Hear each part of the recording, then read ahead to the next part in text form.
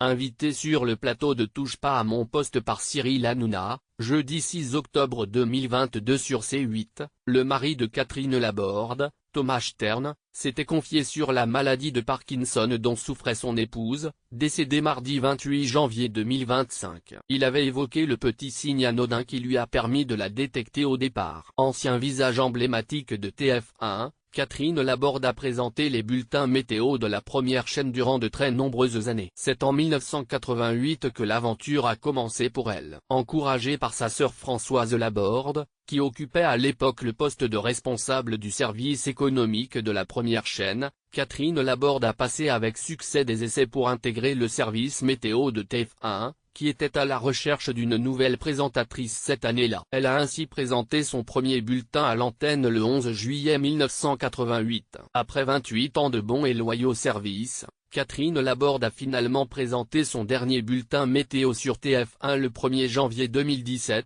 à l'âge de 65 ans. C'est ma décision. Je ne dis pas que c'est ma volonté mais un désir, avait expliqué la présentatrice le même jour sur l'antenne de RTL, avant de préciser que le déclic est arrivé quand « j'ai vu dans cet endroit que j'aime tant, TF1, un tas de jeunes gens dont j'aurais pu être la mère, voire la grand-mère ». Thomas Stern dévoile comment il a su qu'elle était malade et il faudra ensuite attendre le mois d'octobre 2018 pour que Catherine Laborde révèle au grand jour être atteinte de la maladie de Parkinson. L'ancienne présentatrice météo décédée ce mardi 28 janvier 2025 a ensuite précisé au mois de décembre 2018 qu'il s'agissait en fait d'une démence à corps de Lévy, ce qui l'empêchait de faire du vélo, porter des talons, ou même écrire. Invité sur le plateau de Touche pas à mon poste jeudi 6 octobre 2022, le mari de Catherine Laborde, Thomas Stern, s'était confié sur l'évolution de l'état de santé de son épouse. Je dirais que Catherine va coup-ci tendance coup-ça. C'est-à-dire pas la cata totale,